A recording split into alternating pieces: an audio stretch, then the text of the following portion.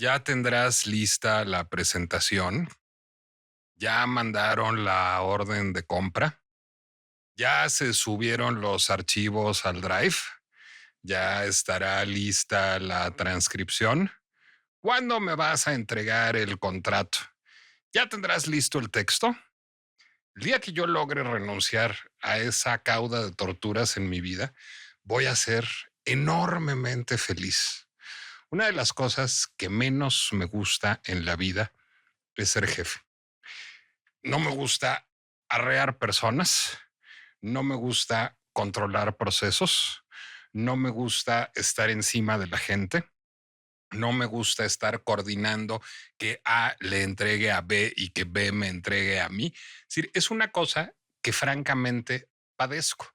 Y supongo, no puedo culpar absolutamente a nadie, que en algún momento yo elegí ese rol, elegí que en ciertos entornos, porque no en todos, hay muchas cosas que hago absolutamente solo, podía, digamos, vivir así, pero en muchos entornos me ha tocado ser jefe. Además, nadie me puede acusar de tener buen carácter, cosa que dificulta todavía más el asunto de ser jefe, porque luego me enojo. Una de las cosas que agradezco infinitamente es que existe el WhatsApp, porque ahora, desde que existe el WhatsApp, ya nada más reprendo a la gente por WhatsApp. Entonces eso me ahorra a mí unos gritos y unos entripados, bueno, a mí unos entripados, a los otros unos gritos, y entonces ya nada más le digo a la gente que eso no está bien por WhatsApp y eso libera, digamos, muchísimo el asunto.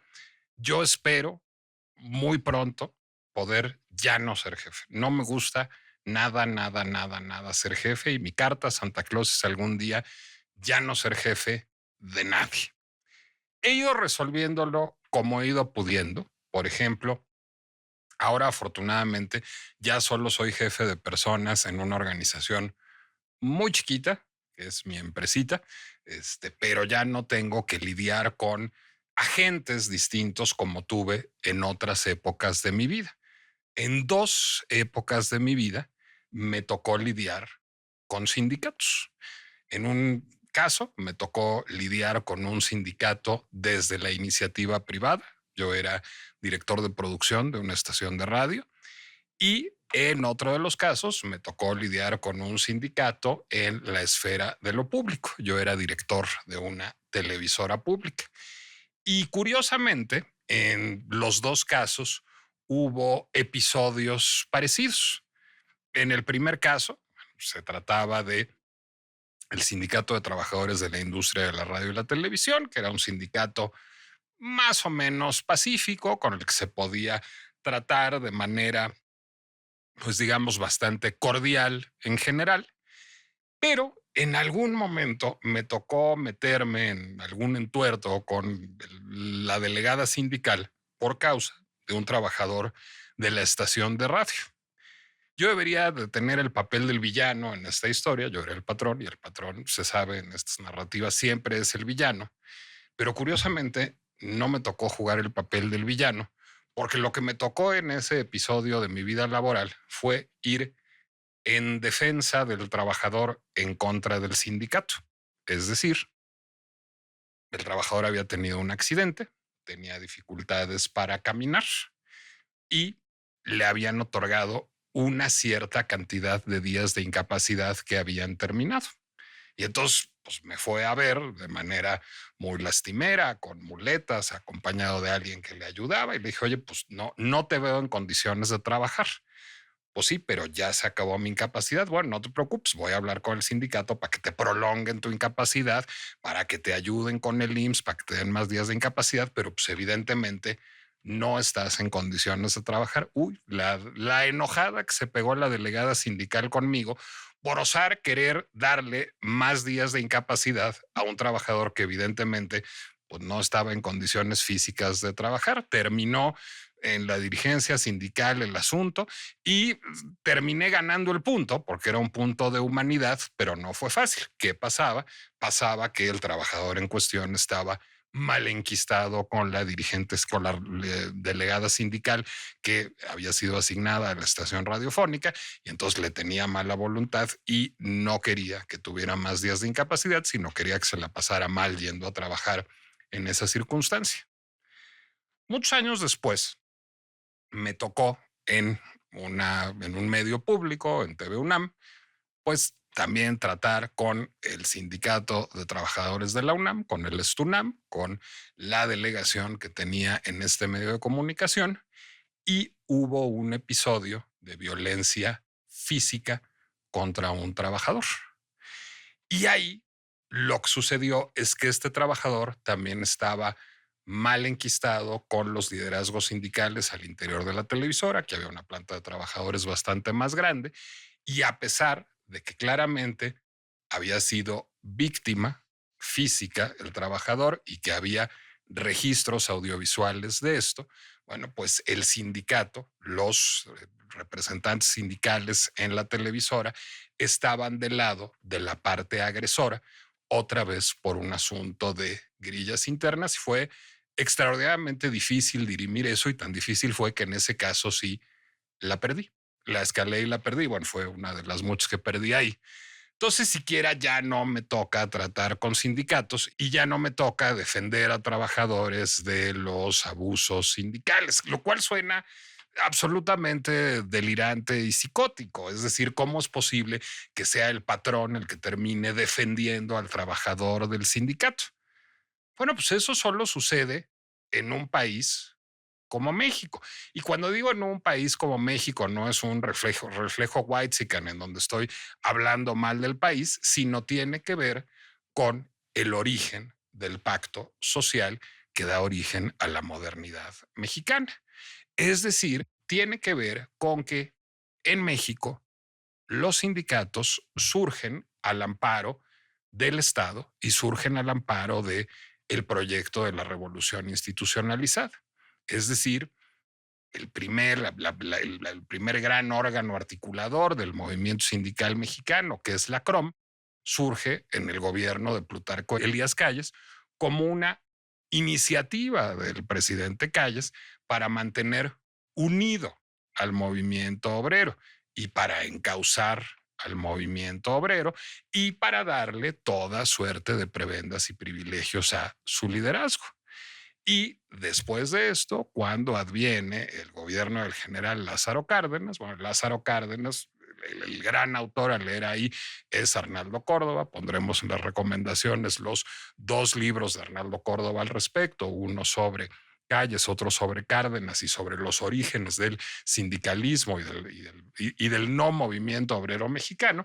Bueno, lo que hace Cárdenas al fundar la CTM es, digamos, escalar esto a un mejor lugar, un lugar en donde sí se reconoce, digamos, una interlocución con líderes sindicales, el primero en ese momento todavía Vicente Lombardo, pero no se reconoce realmente una capacidad de representación de los agremiados de los sindicatos, sino hay pues básicamente una interlocución con los líderes y hay, digamos, un acceso al poder de estos líderes, pero estos líderes son en gran medida el mecanismo de control de un movimiento laboral que realmente nunca ha existido en México. Es decir, hace poquito me tocó en otro espacio que tengo, un programa de cine, hacer comentarios sobre dos películas estadounidenses, una muy glamorosa y hollywoodense y la otra no, pero que hablan sobre el sindicalismo estadounidense, La sal de la tierra de 1954, que es la no glamorosa, y Norma Rae, si no me equivoco, de 1973, que es la sí glamorosa. Pero estas dos películas lo que postulan fundamentalmente es los movimientos obreros estadounidenses como algo que, dicho en inglés, se postula, digamos, grassroots, se postula de abajo arriba. Hay una necesidad de organización de los trabajadores que se traduce en la creación de organismos de representación y de interlocución con el poder. Aquí sucede lo contrario. Aquí el pacto fundacional del Estado mexicano lo que supone es el encauzamiento, la organización, y con eso hablo de la corporativización de la mano de obra, de la fuerza laboral, y a partir de esto se perpetúa un esquema que llega hasta nuestros días, porque eso también es asombrosísimo. Esto era pues, parte del entramado del nacionalismo revolucionario y uno hubiera pensado que a la muerte primero de Fidel Velázquez y luego a la salida del PRI del poder, esto ya no iba a suceder. Y he aquí que sí sucede. He aquí que ya gobernó el PRI, el PAN, otra vez el PRI, luego Morena 2 veces y seguimos hablando de el CENTE, del Sindicato Nacional de Trabajadores de la Educación. Y he aquí que la CENTE, la disidencia sindical, la disidencia del sindicato magisterial, hace una alianza con el gobierno de Andrés Manuel López Obrador, con la candidatura de Andrés Manuel López Obrador, pues muy parecida a la que el CENTE había hecho con los anteriores. Y he aquí también que el CENTE empieza a coquetear también con Morena y con todos los partidos, con el PRD, con el PAN, con el PRI, con el Verde, y se vuelve un sindicato que puede, digamos, reproducir el esquema del nacionalismo revolucionario del siglo XX y actualizarlo al siglo XXI. Y mientras tanto, pues del sindicalismo mexicano solo quedan en nuestro imaginario vestigios nostálgicos. ¿Qué fue de la CTM? ¿Qué fue de la CROC? ¿Qué fue de la FESETSE?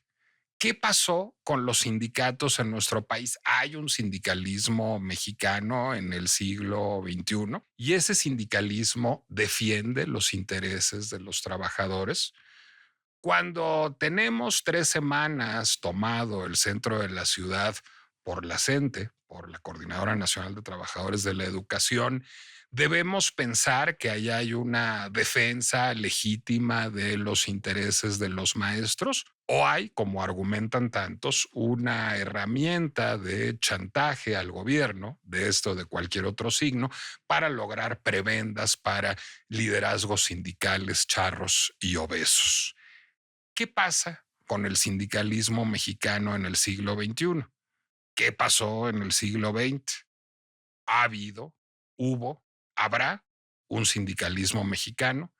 Esa es la pinche complejidad de un fantasma que sigue espantándonos un siglo después.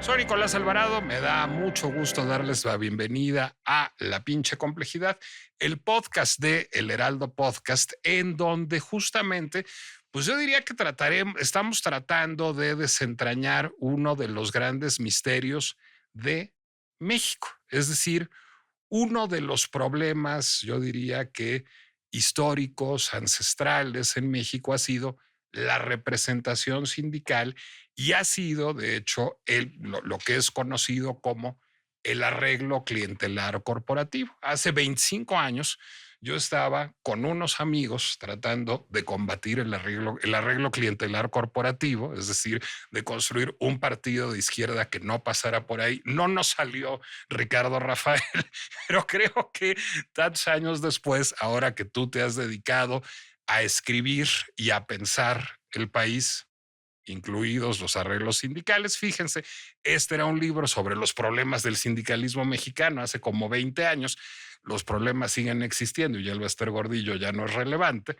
Entonces, yo quisiera preguntarte, ¿por qué el sindicalismo mexicano es resistente a la democratización y a la conversión? ¿Por qué seguimos finalmente a más de 100 años de la fundación de ese pacto entregados al arreglo clientelar corporativo? Gracias, Nicolás. Pinche complejidad, la No, verdad, la que me bueno, has pues la de echado nuestras a vidas. la mesa. A ver, es un desafío la manera como estás planteando el tema, porque en efecto nos obliga a tomar aire y a mirar en perspectiva un fenómeno que no nace con la manifestación de la Coordinadora Nacional de Trabajadores de la Educación hace un par de semanas. Tienes razón, el régimen que gobernó a México durante la mayor parte del siglo XX tenía un componente sindical muy relevante. Tú hacías mención, digamos, al nacimiento de la CROM.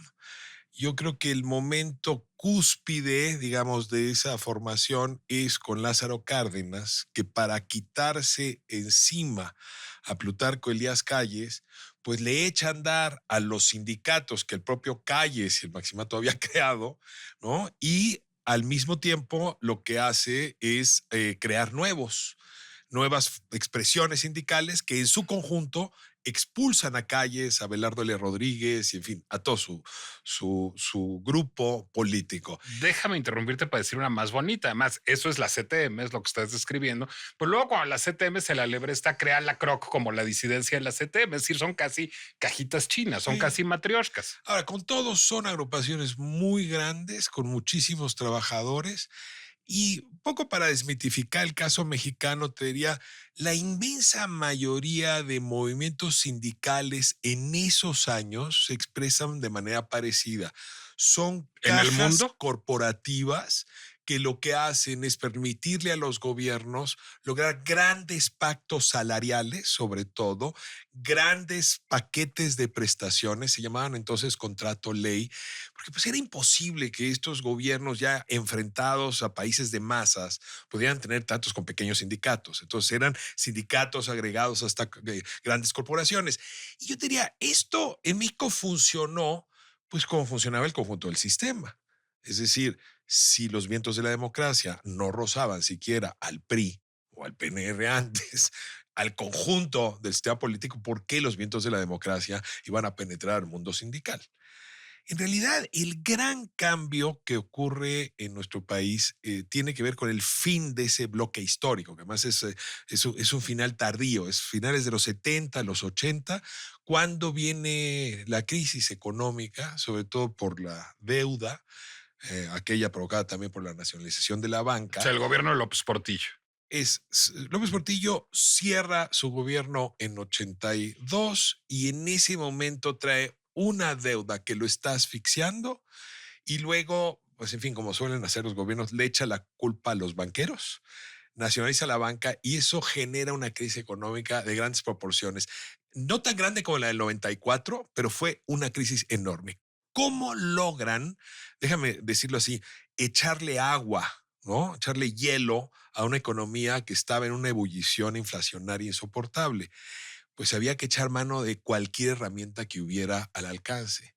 Una de esas era ese corporativismo. Se utiliza a los sindicatos para contener los salarios. O sea, pídele a un sindicato que tiene que defender a sus trabajadores y sus prestaciones, que juegue justamente en contra de las prestaciones y los salarios, porque hay un bien superior que es contener la inflación. Pero a ver, el problema de eso es que se pudiera, Ricardo. O sea, eso es, digamos, un vicio de origen del pacto. Es decir, esos sindicatos históricamente no son construidos realmente para defender a los trabajadores o no en primera instancia, digamos, puede ser un beneficio secundario si quieres, pero básicamente mecanismos de acceso al poder de sus liderazgos. A ver, yo creo que el México de 1945 a 1970, pues los trabajadores estuvieron muy contentos con tasas de crecimiento que llegaron al 13%, saltos salariales muy No por importantes. mérito de los sindicatos. A ver, era un acuerdo, a ver, estaba la comisión salarios mínimos, entonces los salarios se movían y se ajustaban.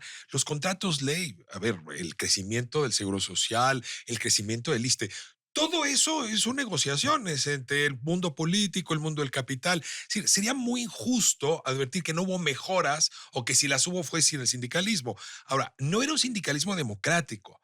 Pero eso no quiere decir que la democracia es el único ingrediente válido para que haya mejoras, ¿no? De Sí, para, acuerdo. para ponerlo en No, esos. lo que creo es que no Ahora, son conquistas sindicales, era parte de un pacto que así funcionaba. Los sindicatos eran un engranaje del pacto, a digamos. ver, probablemente sin la presión de los líderes sindicales no se habría logrado, pero debe ponerlo en estos términos. Viene esos pactos de solidaridad y lo que hace el régimen es utilizar sus propias herramientas para enfriar la economía y con eso se queda sin herramientas. Esto es fundamental.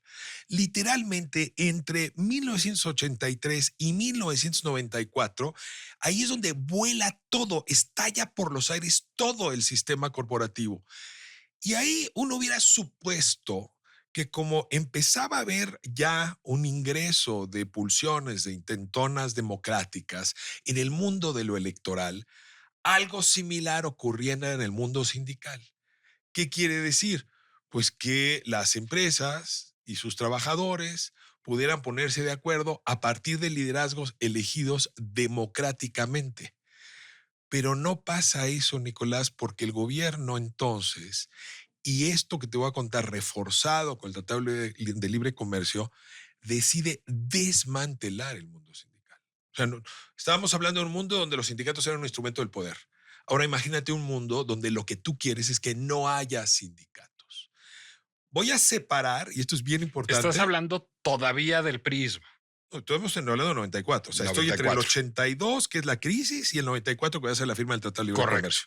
En esos años hay una actitud deliberada para desmontar el sistema sindical mexicano. Y aquí voy a hacer una distinción, porque si no, no se entiende el doble juego.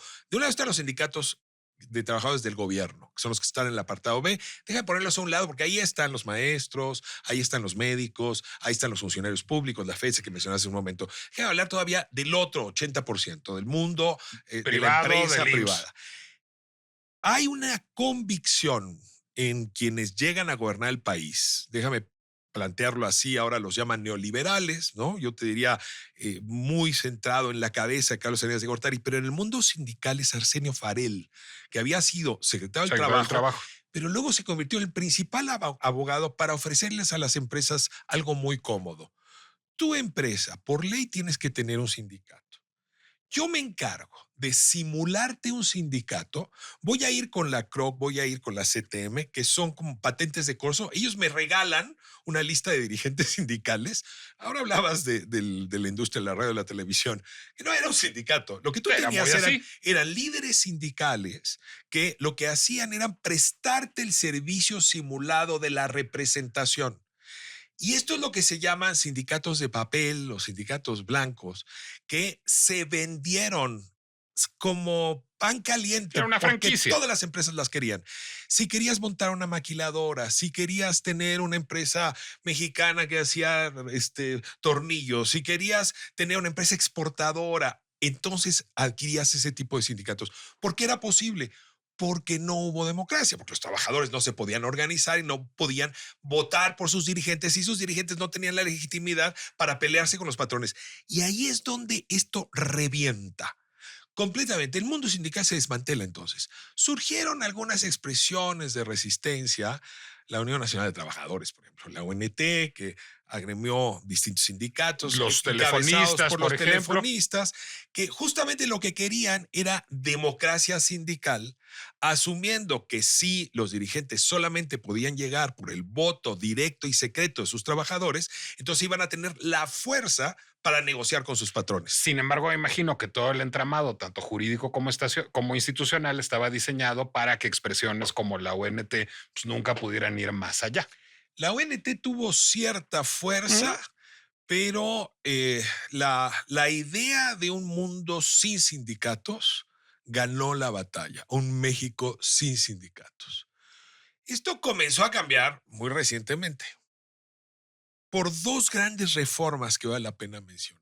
La primera es que en México no había para temas laborales tribunales, Nicolás. Lo que tenías eran las juntas de conciliación y arbitraje. Con representación de la O CTM. sea, tú imagínate un juez tripartita, o sea, tres cabezas en uno, el mismo tribunal. Tenías a los empresarios, tenías a los patrones y tenías a los trabajadores. Y esa junta tripartita era la que tenía que decidir con que dos se pusieran de acuerdo, pues le hacían daño al tercero. Muchas de las veces, dependiendo la época mexicana. Si estamos hablando del México de Cárdenas, pues era el Estado con los trabajadores. Y ahí te diría, claro que los trabajadores y sus dirigentes avanzaron posiciones. Yo te diría, en la época llamada neoliberal, más bien eran patrones, ¿no? Con los empresarios, y entonces los trabajadores perdieron. Pero en cualquier época es el Estado como medida de todas las cosas. Es la bisagra, es el fiel de la balanza. Ahí se toman las decisiones. Pues. Sí, ahora, si tú vas a Suecia y vas a Francia y vas a muchos de los países socialdemócratas en su momento, esto que estoy contando no es muy distinto, incluso Argentina con el peronismo, es decir, esa fue la manera de lidiar con el mundo del trabajo en su Y momento. el Ahora, corporativismo es un ingrediente del socialismo histórico, es digamos. esencial, ¿no? Y sí, de la socialdemocracia, sí, de la nacional, del nacionalsocialismo también, desde luego, en fin. Ahora, en esta lógica, finalmente se logra lo que para mí fue uno de los grandes triunfos. Por cierto, nace con el Pacto por México, o sea, nace ya con una propuesta seria en 2013 con Peña Te Nieto. voy a detener antes de que llegues ahí, porque me interesa hacer una escala aquí. En 1997 muere Fidel Velázquez. En 2000 hay alternancia en el poder. Por primera vez llega Vicente Fox por parte del PAN. Yo me acuerdo, pues ahí estábamos juntos haciendo política, Ricardo, digamos, se especulaba sobre qué iba a pasar con el mundo sindical, con un mundo sindical manifiestamente priista que no quería la alternancia y muchos especulábamos, pues yo no, pero muchos especulaban a nuestro alrededor con que, ¿y qué pasaba si la CTM y la CROC y la CROM emplazaban a huelga y paralizaban el país para protestar por la alternancia porque querían que el PRI siguiera en el poder? Y no sucedió. A ver, ¿Por qué? ¿Qué hizo el PAN y qué hicieron los yo sindicatos? creo que si la alternancia se hubiera dado en 1988 o déjame irme atrás, en 1982, todavía había un sindicalismo capaz de paralizar al país y apuntalar a su partido, O sea, no paralizaron el país porque ya los habían desmantelado. que ya no existían. A ver, no quiere decir que no existiera Fidel Velázquez, no quiere decir que no existiera la STM y la CROC, pero tú llegabas a sus reuniones y bueno, una cosa que era sintomática era la edad. O sea, la gerontocracia en el mundo sindical, por cierto, todos varones, nunca ha habido líderes mujeres, por ahí habrá una.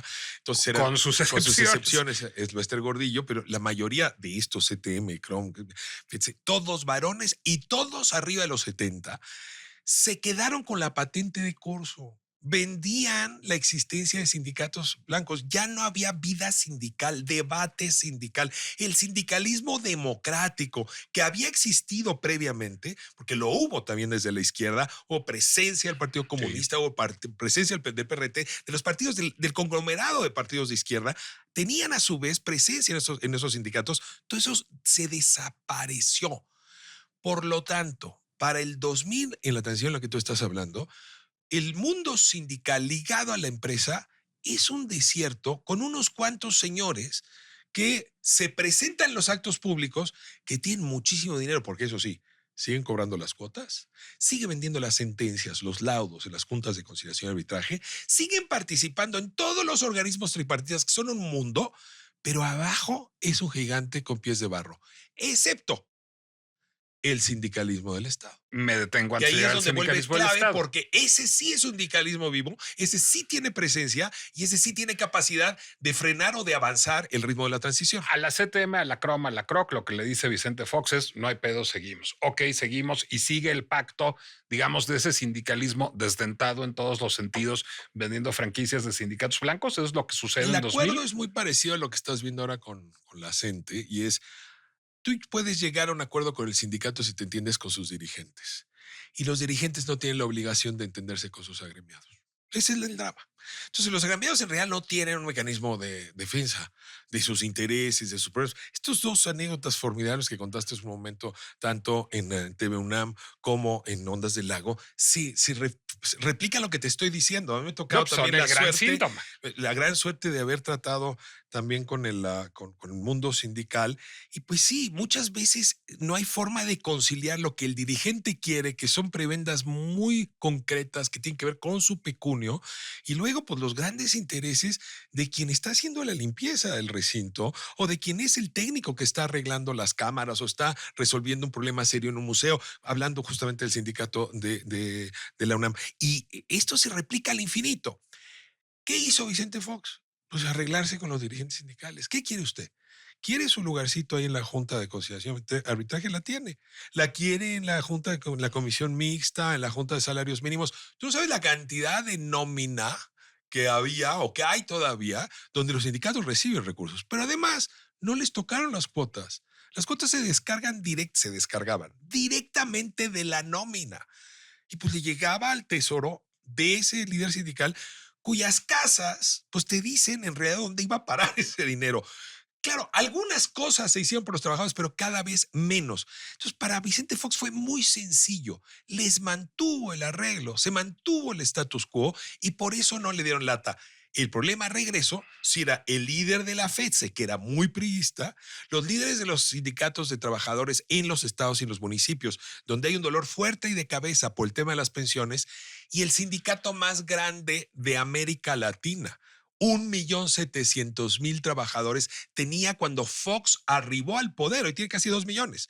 No hay otro sindicato que se parezca en todo su continente y habría que decir que hay pocos en el mundo. Claro, con ese sí tiene que llegar a un pacto distinto. Te detengo y nada más para terminar con la esfera de los privados. Fox, digamos, hace ese pacto con la CTM, con la CRO, con la CROM, con todas las grandes centrales sindicales, y ese pacto se mantiene hasta Claudia Sheinbaum o ha sufrido cambios del lado de la empresa privada. No, sufre cambios importantísimos porque en 2013 el PRD lleva a la mesa el Pacto por México un anhelo muy antiguo desde la izquierda. Hay que decir que desde la izquierda democrática el planteamiento era tenemos que retirar las juntas de conciliación y arbitraje como el mecanismo jurisdiccional para resolver los problemas entre el capital y el trabajo, entre el trabajador y la empresa. Y se propone, como ya se había hecho, por cierto, en la época de Cedillo y de Salinas con el mundo del campo, pues la creación de un tribunal, ¿no? Un tribunal de lo laboral, con jueces de lo laboral. Y eso se plantea en esa reforma. Esto lo había planteado el PRD desde finales del siglo pasado. Rosalvina Garavito, recuerdo, para el PRD hizo un gran trabajo apoyado, financiado en su momento por la ONT. Y esto es uno de los, digamos, arreglos, grandes arreglos que al estallido del Pacto por México se nos extraviaron, pero que cambiaron la fisonomía, porque entonces ya no había manera de que estos líderes sindicales, a los que tú haces referencia, pues aliados con unos o con otros, sacan adelante los laudos e incluso hicieran negocio con la justicia laboral.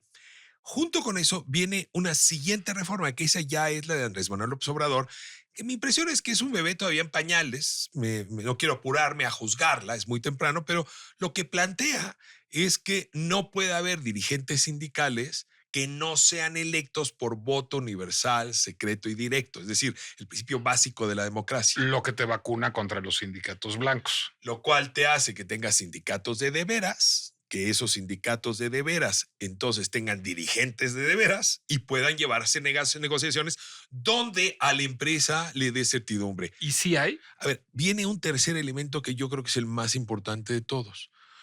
Yo no creo que Enrique Peña Nieto haya impulsado la reforma del PRD solo porque quería quedar bien con el PRD del Pacto por México. No creo que Andrés Manuel López Obrador haya echado a andar la reforma de la democracia sindical solo porque Arturo Alcalde, que era su gran ideólogo en materia laboral, padre de Luisa María Alcalde, haya empujado eso desde que fue el abogado de la ONT, hay que decirlo. Había un tercer elemento que es mucho más contundente porque el Tratado de Libre Comercio empezó a hacer agua, porque se cansaron, sobre todo las empresas que hacen industria de exportación en México, que no son nacionales, de estar tratando con el sindicalismo charro, con sindicatos de papel, porque incluso en sus propios países, particularmente en Estados Unidos, empezaron a reclamar los sindicatos. Oigan, aquí sí hay una negociación de veras y la de allá es simulada. Y entonces este conjunto de reformas, te diría, es sobre todo hija de la integración económica y reflejada en estos cambios políticos. Ahora, ¿dónde estamos ahí? Pues ahora que venga el TEMEC, vamos a tener una revisión, nos van a decir, no han avanzado lo suficiente. Y van a contestar desde México, en papel sí, en la ley sí, Porque pero no no en la... tienen dientes en leyes secundarias, porque no hay una cultura realmente de representación sindical. ¿Por qué no hemos Yo avanzado? creo que una cosa es que pueda haber en un país libertad para que miles de partidos florezcan y otra cosa es que haya sujetos con capacidad de liderazgo para agremiar alrededor de un partido, para conducir un partido y participar en O sea, elecciones. porque se Lo murió el impulso mismo, sindical. lo mismo que ocurrió es si tú traes una gran sequía, un gran tránsito en el desierto del mundo sindical y ahora lo que tienes que es modernizarlo. Yo te diría, yo creo que hay algunos sectores donde esto empieza a funcionar bien.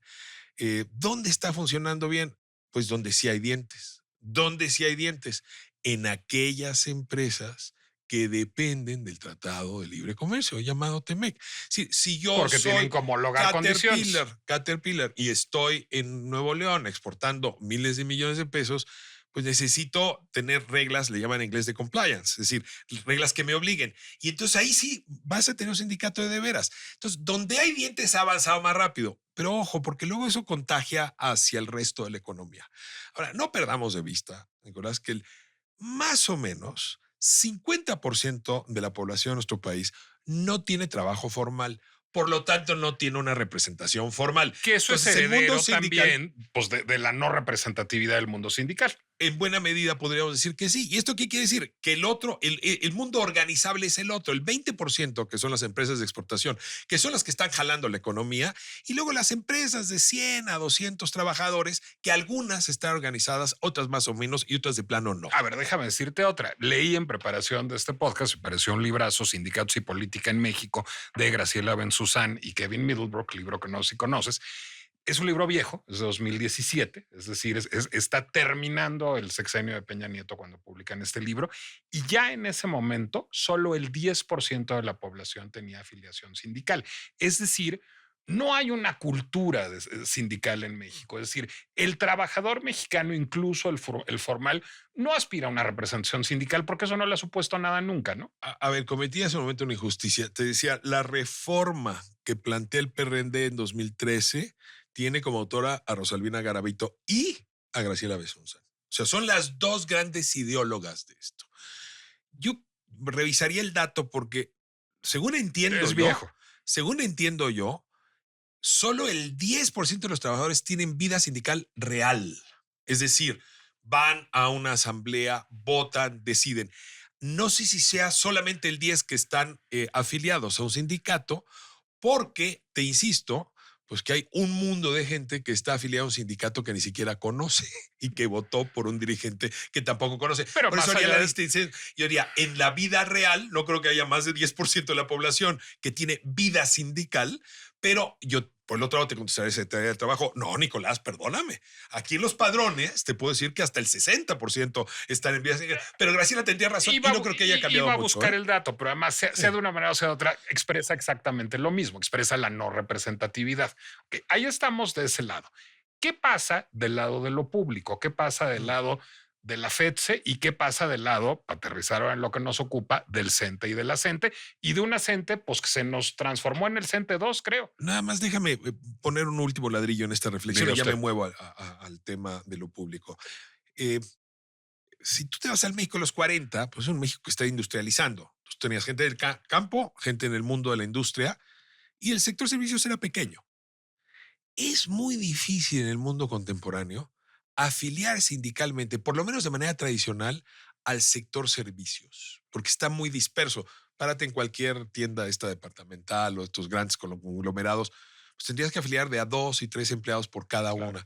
Entonces, el mundo sindical y el sector servicios es algo que todavía necesita reinventarse, porque si no se reinventa los trabajadores del sector servicio, pues realmente están arrojados con sus sueldos y sus prestaciones a lo que el mercado indique y no hay correcciones que puedan hacerse a través del mundo sindical. Pero esto también está pasando en todo el mundo. Ahora, dicho esto, ¿dónde tienes capturadas a las personas trabajadoras?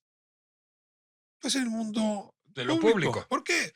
Pues porque el sindicato de limpia pues los tiene seguros y el sindicato de los trabajadores pues tienes a 2 millones de personas seguras. Y el sindicato de los trabajadores en general, ¿no? Incluso te puedo decir policías, constructores, en fin. Ese mundo, que es lo que llamaríamos el apartado B, que tiene reglas propias, ese se ha movido con el mayor de los autoritarismos.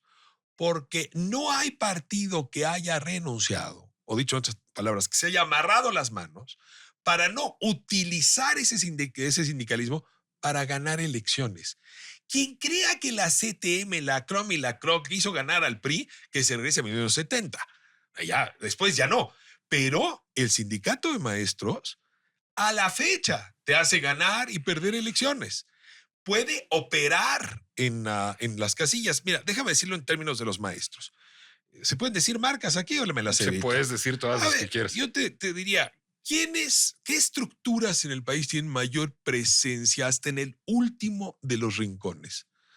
Coca-Cola seguramente, Bimbo y los maestros.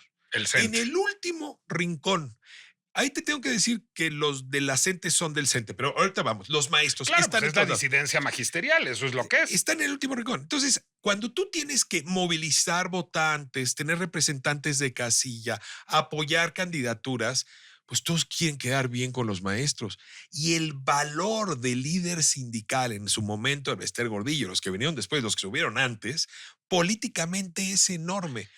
A ver, históricamente lo que ha sido el CENTE, y es un problema que tú conoces mejor que casi nadie, pues es un aparato en venta. Es decir, es un- una cantidad de votos que pactan con distintos partidos, históricamente con el PRI, pero después el Bester Gordillo mostró ser capaz de pactar con el PAN, con el PRD, con el Verde, con Morena, con quien hiciera falta, digamos, en el camino para ganar elecciones. Es pues, un aparato corporativo que se oferta en términos electorales. Es otras cosas también lo sé, pero es eso en términos de su acción política. Sin embargo, otros sindicatos lo son menos y las disidencias históricamente no eran eso. Es decir, la CENTE no era eso originalmente, ¿o sí? La CENTE era lo que cuestionaba eso. A ver, dígame ahí, digamos, ahora sí profundizar en lo que tú llamas corporativo. Necesito que te regreses en el tiempo y pienses en la Edad Media. ¿Cómo se relacionaba el rey con los herreros? No Claro, a tenía una partir de la relación con cada corporación, del uno. gremio. O sea, el corporatismo es eso, es el gremio en la edad, digamos, moderna, ¿no? En la edad contemporánea. Eh, Sigue siendo lo mismo que piden hoy. ¿Qué es lo que pide el Sindicato Nacional de Trabajadores de la Educación? ¿O qué es lo que pedía el Bester Gordillo en los sexenios anteriores? ¿O Carlos Longitud? No se metan con mi gremio. Es decir, yo te apoyo para que ganes elecciones, Porque incluso represento lo todos esos financio votos. a cambio de que yo sea quien decida quién es maestro, cómo avanza en su cargo, cómo se retira, qué hacemos con sus cuotas y vamos a seguir saltando. Y yo defina cuáles son los contenidos que se van a dar en la escuela. Y yo defina qué libros de texto y quién va a hacer los libros y quiénes van a ser los investigadores de esos libros. Es decir, esa derrama económica que presupuestalmente es la más grande del Estado mexicano fue lo que el sindicato de maestros negoció siempre. PRI, yo te doy votos y tú respetas mi gremio. O PAN. Punto. ¿Qué es lo que ocurre con el PRI? Que siempre les dijo que sí, pero el presidente estaba por encima. Es decir, si llegara a haber un conflicto, el PRI sí descabezaba líderes. Y entonces descabezó a Vigil y entonces descabezó a Bajo longitud. Jongitud, ¿no? Y en 89, ahorita vamos a hablar de la CENTE, porque la CENTE es la que llevó el Bester Gordillo al triunfo, ¿no? Ahora hablaremos de ella, pero entonces nombran el Bester. ¿Qué pasa con el PAN? Que esa regla cambia. A el Baster ya no la podían tumbar los panistas. Pero sí, Peña Nieto. Es prista, es Claro. prista. El PAN ya no pudo. Entonces decidió entregarle prácticamente todo. El nivel de control económico y político que le entregaron al Bester no se compara a ningún otro dirigente del PRI, ni siquiera el Bester. Para decirlo rápido, Ernesto Cedillo mandó a Siberia el Bester Gordillo. Ni siquiera estaba en México los meses anteriores a la elección del 2000, que la mandó a traer al final, porque logró controlarla. El PAN se le desbordó, dicho en otros términos, y ahora que regresamos a la CENTE vamos a encontrar, el propio PAN construyó su monstruito. Porque la necesitaba electoralmente. Porque ella tuvo una enorme habilidad para jugar sus cartas, porque tenía azorados y asombrados a los panistas que estaban fascinados con ese poder y porque se dio cuenta que no podían enfrentarla. Sobre todo después de la elección del 2006, donde el diferencial de votos fue tan pequeño que solamente una fuerza como el Bester Gordillo podía entregarle legitimidad a Felipe Calderón, y ante la debilidad de Felipe Calderón estuvo dispuesto a hacer lo que el Bester Gordillo quisiera. Yo te diría que ese salto con Calderón tuvo dos grandes momentos. Uno es entregarle al Sindicato Nacional de Trabajadores de la Educación todo el poder y al ejército. O sea, ahí se muta el sistema político. ¿Cómo surge la CENTE y qué papel juega? 1989. Estamos hablando de un momento muy, muy complicado, con Carlos Salinas también habiendo llegado con una elección muy disputada, con déficit también de legitimidad, con un Carlos Longitud muy corrupto, con divisiones internas. Y en ese momento hay la decisión de Salinas de cara a lo que ya vendría a ser después la firma del Tratado de Libre Comercio, de mandar una señal en lo económico a Estados Unidos y a quien quisiera oírlo, de que ese sindicalismo que doblegaba la política no iba a existir El más. quinazo. Y entonces se enfrenta al líder de petróleos y empieza a preparar la salida de longitud. En el caso del Todo esto es comprar legitimidad y es eh, legitimidad global. y en el caso del Lester Gordillo era una pieza perfecta porque por un lado había sido un agente de adentro de la organización longitudinista, Bien lo cuentas aquí. había tenido incluso una relación personal Ujú. con él, había llevado las finanzas, conocía bien las secciones, pero había arrancado ello desde la disidencia.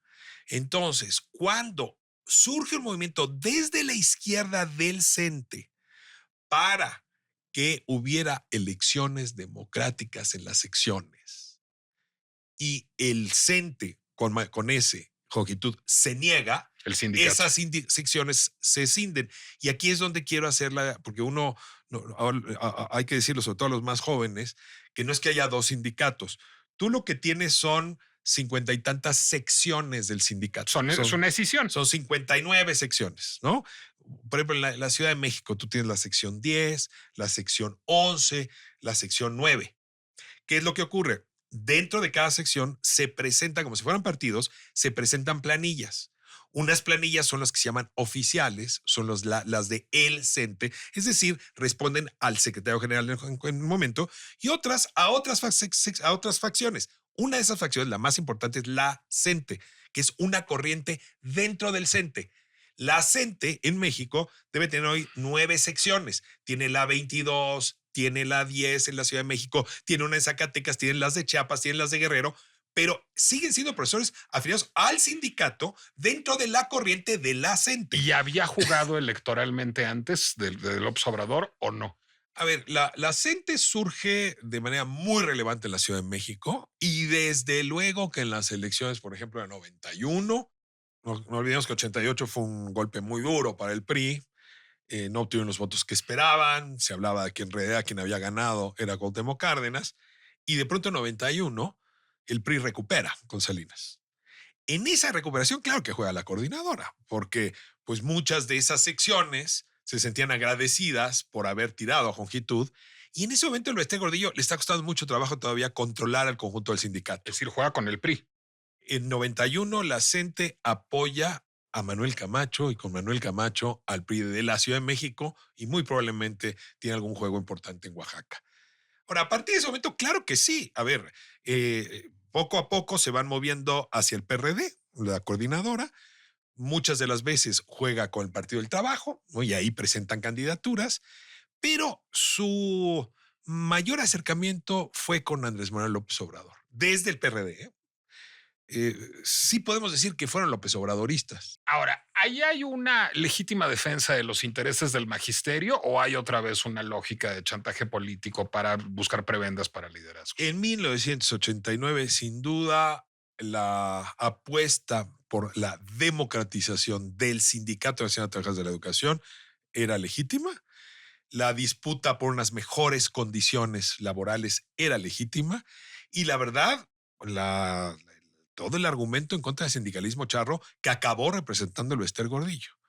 Ahora, el Bester Gordillo, cuando llega finalmente a la cúspide de su poder, que es ya en el momento del triunfo de Fox y luego de Calderón, sí tengo la impresión de que financiaba a algunos líderes de la CENTE para que generaran problemas que luego ella resolvía y apagaba. Que ha Entonces, sido el discurso del CENTE y del Bester todo el tiempo. ahí entramos entonces en un juego de sombras que desde mi punto de vista pervirtió a la coordinadora. Si me preguntas en tiempo presente, ahí sí no tengo nada que disputarte. La coordinadora no tiene nada que ver con la que fue en 89. Los liderazgos de entonces todos han desaparecido, están muertos o dejaron de jugar en esa dirección. Y se convirtió en una maquinaria muy efectiva para jugar en un ciclo económico que corre como lo vemos: manifestación, extorsión, manifestación. Es decir, lo que hace la gente y en realidad sus dirigentes es movilizar a sus agremiados, quienes si no asisten a sus movilizaciones pierden sus empleos. Ellos tienen el control sobre su carrera. pierden sus sueldos, pierden sus estímulos, pierden la plaza que están buscando. Y una vez que movilizan y logran ciertas negociaciones que nunca sabemos bien a bien cuáles son, porque buena parte son negociaciones por dinero en efectivo que van a dar a los líderes. Y hay una enorme cantidad de anécdotas en esta dirección. Muchos de estos líderes han recibido premios. Yo te puedo decir, de los secretarios generales últimos de la coordinadora en la sección 22, pues han sido diputados de Morena o secretarios de finanzas de Morena. Luego, cuando llegan a ser diputados, la gente los desconoce, pero esto es un baile muy O sea, conocido. el PRI creó su Frankenstein y el PAN el suyo y Morena el suyo. Pues Morena aprovechó la coordinadora hasta que le está pasando a Morena lo que le pasó al PAN, ¿no? Lo que le pasó al PRI. Si crean su Frankenstein y ese cuervo luego les come los ojos. Hoy yo creo que la gente sí es uno de los hijos más ingratos, más canijos que ha creado Morena, porque ya la ruptura es tal que no hay quien en este momento pueda resolver esta fractura. Dice la presidenta Sheinbaum que a la gente la estaría financiando la ultraderecha. Yo me río a carcajadas. La financiaron manifestación tras manifestación en la administración anterior, tienen las alforjas llenas y desde luego que lo que le conviene a los dirigentes es seguir con este ciclo. Ahora, lo que están exigiendo, pues es imposible de otorgar. Yo los La veía derogación hace... de la ley del ISSSTE porque es incosteable. Mira, Y ya aquí, lo dijo la presidenta. a ver, Además. hay dos cosas que están pidiendo y una que ya les dijeron que no les van a dar. Y me llamó mucho la atención, sobre todo la última. Pero a ver, lo primero que dicen es la de siempre, 100% de aumento salarial. ¿Tú quisieras 100% de aumento salarial? Porque yo también. No, pues sí, que quién no. Capaz que sí voy macho y hasta campo. En fin, a ver si me la dan. Segundo, lo que están pidiendo es la abrogación de la ley del ISSSTE, lo cual afectaría a todos los trabajadores al servicio del Estado. Y pues no puede ser que una sección o 9 secciones de un sindicato hablen por el resto de los trabajadores del servicio del Estado. De entrada, la gente no tiene esa representación y si la demanda fuera legítima, ya tendrías a los trabajadores del Estado de México, de Tamaulipas, a los trabajadores de la Federación marchando. Entonces, no hay manera de que la gente sea la representante de esta negociación. Segundo y más importante, lo que le están pidiendo es que no quieren mandar su dinero a las afores privadas. Ya les ofrecieron crear una Una tasa pública. preferencial. No, una pública, una afore pública para que en esto puedan encontrar un mejor acuerdo. Es decir, ese no es tampoco lo que están pidiendo. ¿Qué es lo que están pidiendo? Yo creo que son prebendas mucho más importantes económicas Para para los los liderazgos. liderazgos.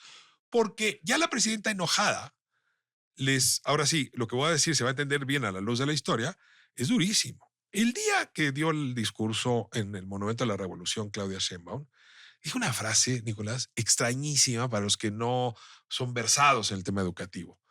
Después de hablar de Trump y la soberanía, volteó y le dijo al secretario de Educación, Mario, y vamos a desaparecer la UCICAM.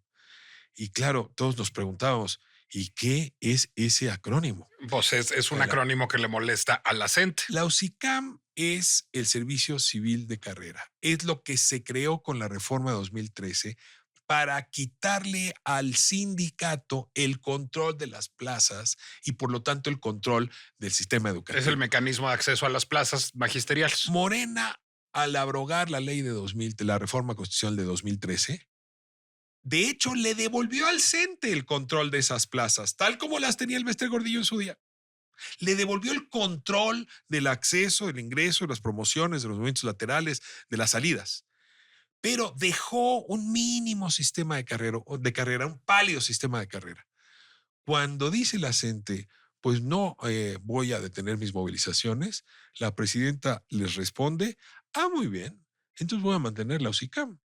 Y entonces voy a crear un sistema donde ustedes, líderes sindicales, no determinen las plazas.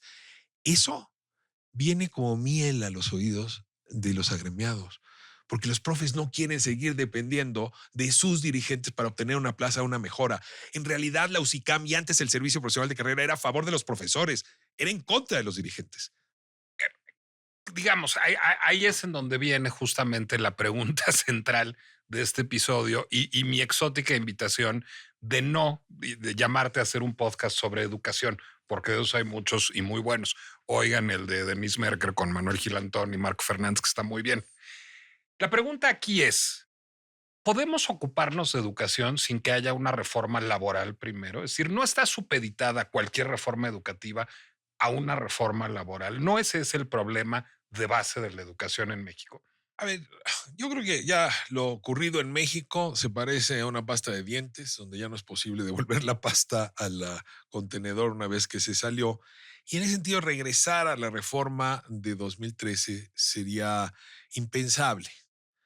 Sin embargo, creo que hay cosas de lo que se ha hecho que son rescatables y otras que podríamos repensar. ¿Qué sí es rescatable? Yo pongo dos temas. El primero y más importante es que sí ha habido un aumento salarial al profesor muy relevante. Me preguntabas 1989. El promedio de los profesores en 1989 ganaban 3.5 salarios mínimos de aquellos.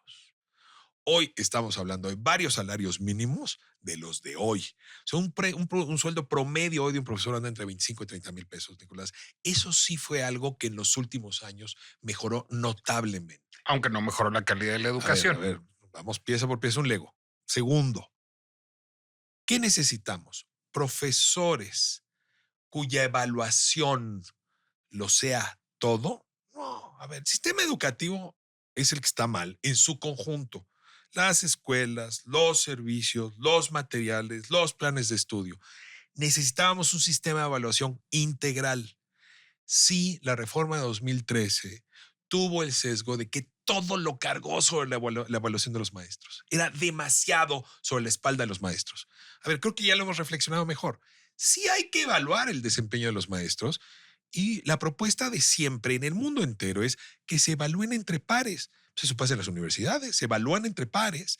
No hay una instancia afuera del mundo de los profesores que te impone la evaluación. Y con eso tú vas definiendo cuál es mejor profesor y qué hace falta que complemente y que crezca. Pero no puedes dedicarlos solo a la evaluación de los maestros. Es el conjunto lo que tendrías que evaluar. Y el problema de la reforma de López Obrador es que desapareció cualquier otro mecanismo de evaluación al punto donde hoy no tenemos indicadores confiables, ni siquiera los internacionales que utilizábamos, que eran los de la OCDE de PISA. Yo te diría, pensemos que de lo que se hizo bien, el tema salarial, ¿no? No radicar todo en la evaluación de los maestros, se queda, y también repensemos qué es lo que tendríamos que hacer para que la educación avance. ¿Cómo logras eso cuando está rota la interlocución con el sindicato o es que con el CENTE hay mejor A ver, interlocución? con la CENTE hay una relación rota y no son muy numerosos, pero sí tienen gran capacidad de movilización Y no, y, no son muy dialogantes y tampoco, ¿no? son, a ver, tienen experiencia en irritar al gobierno, Ujú.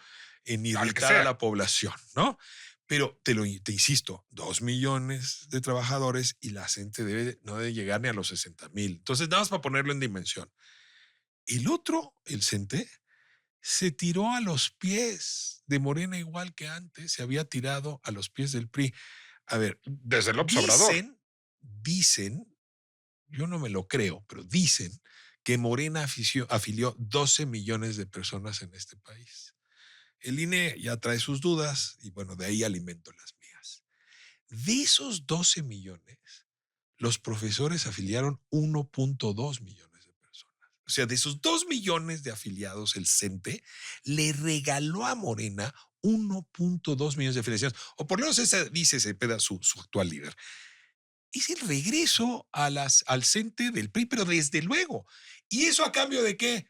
Pues otra vez, dame el control total de los presupuestos, de las Es plazas. decir, estamos igual de entrampados. Lo que logramos en este país, porque no fue el PRI y no fue Peña Nieto y no fueron los neoliberales, la sociedad entera que logró recuperar para lo público el sistema educativo cuando destronó el Bester Gordillo, se volvió a perder en segundos con la llegada, en efecto, de López Obrador, el fin de la reforma de 2013. La única manera de salir de ahí es ganar una elección sin el concurso del CENTE. Pues mira, tendríamos que contar con una institución electoral que estuviera al pendiente de que se cumplieran las leyes y que esta participación sindical no cupiera en la vida electoral. Mientras los profesores sigan siendo utilizados clientelarmente para rellenar las urnas en vez de dar clases, en vez de atender a sus alumnos, habrá una ingratitud con el magisterio que nadie nos deberíamos estar perdonando. Y yo sí diría, en efecto, habría que dignificar al maestro, a la maestra, no solo con el salario, sino con la libertad Pero política. es un tema de A proyecto ver, te político. lo digo con franqueza, puedes ser libre en tu cátedra, ejercer libertad de cátedra, si no tienes libertad política para hablar dentro de tu salón sobre temas políticos, porque tienes un sindicato que te obliga a estar en un partido o en el otro. Ese es el problema mayor. Sí, es un proyecto de educación que a la fecha no ha llegado. Pues me dejas más deprimido de lo que empecé, querido Ricardo. Pinche complejidad. Ricardo Rafael, ¿en dónde podemos leerte, verte, escucharte? Pues mira, Ya sé que la el lista es tema larga, tomen lápiz y educativo, el papel. tema educativo tengo que decirte que quedó desértico después de las reformas de López Obrador, porque había una sociedad civil muy activa, había periodismo muy activo, había fuentes periodísticas que trabajábamos el tema educativo.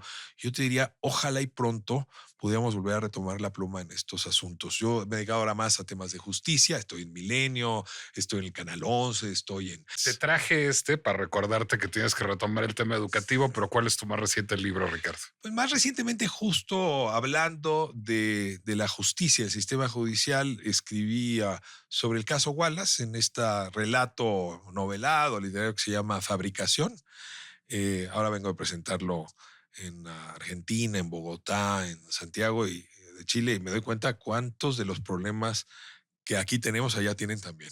Está editado por Sex Barral. Por Sex Barral. Y la verdad, la diferencia son las soluciones. Entonces, este diálogo, la verdad es que me trajo con muy buen sabor de boca. En efecto, está todavía en librerías. No es como el libro del Bester, que es un libro de historia, es un libro reciente.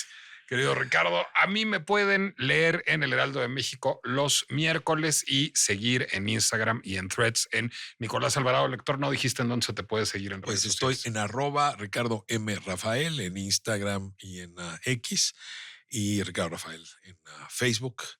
Esas son las 3 redes. En TikTok también, pero en la red de ADN Noticias. Rafael con PH.